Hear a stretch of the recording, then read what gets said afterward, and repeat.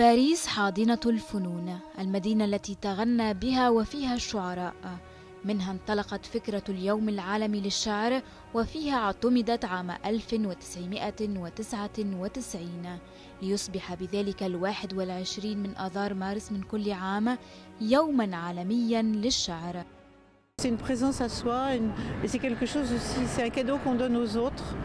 Et c'est pour ça que il me semble que si on lisait davantage de poèmes, on aurait une relation avec le monde, avec le présent plus forte que celle qu'on a souvent, c'est-à-dire qu'on lit à toute vitesse, on survole le journal, on court, on est malheureusement parfois agressif ou agressé.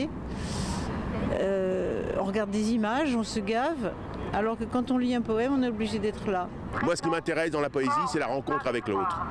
Pour moi, la poésie, c'est pas quelque chose des livres, c'est quelque chose de la rencontre, c'est quelque chose de l'espace public. Et ça, j'adore ça. في باريس اقترن اليوم العالمي للشعر لهذه السنة بمعاناة اللاجئين، فأراد الشعراء الفرنسيون اتخاذ هذا اليوم يوما للتعبير عن معاناة من فروا الحروب والبؤس، فنزلوا الشارع ووزعوا قصائد تحاكي ألم الهجرة والضياع على المارة. وبينهم كانت الشاعرة السورية هالة محمد التي أرادت أن يكون صوتها صدى لأصوات جميع من هاجروا من أبناء وطنها بسبب الحرب وويلاتها. في شعراء ماتوا تحت التعذيب بسوريا مثل ما في شعراء ماتوا تحت التعذيب بكل أنحاء العالم، فبهاللحظة الشعر هو صوت الغائبين. يعني نحن بنستعير أصوات هدول الشعراء الشجعان يلي عم بيدافعوا عن إنسانية الإنسانية، مو عن إنسانية السوري فقط،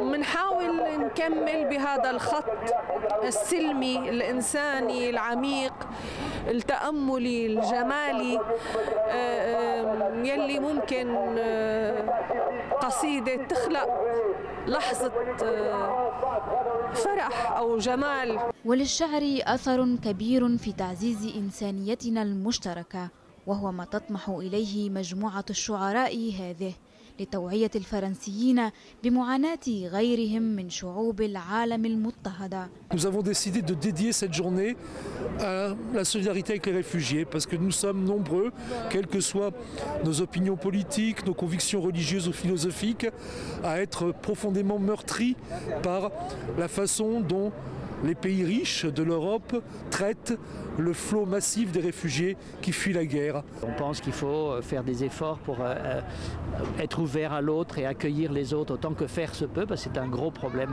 compliqué, mais néanmoins je pense qu'il faut sensibiliser tout le monde au problème des réfugiés, puisque tout le monde un jour ou l'autre dans sa vie peut être réfugié. يرسم الشعر معالم أشكال ممكنة من الحوار بين الثقافات وضروب التاريخ ومخزون الذاكرة، وما الحرص على تعزيز هذه الأشكال من التبادل والتناقل، إلا الغاية الأولى التي يسعى هذا اليوم العالمي للشعر إلى بلوغها.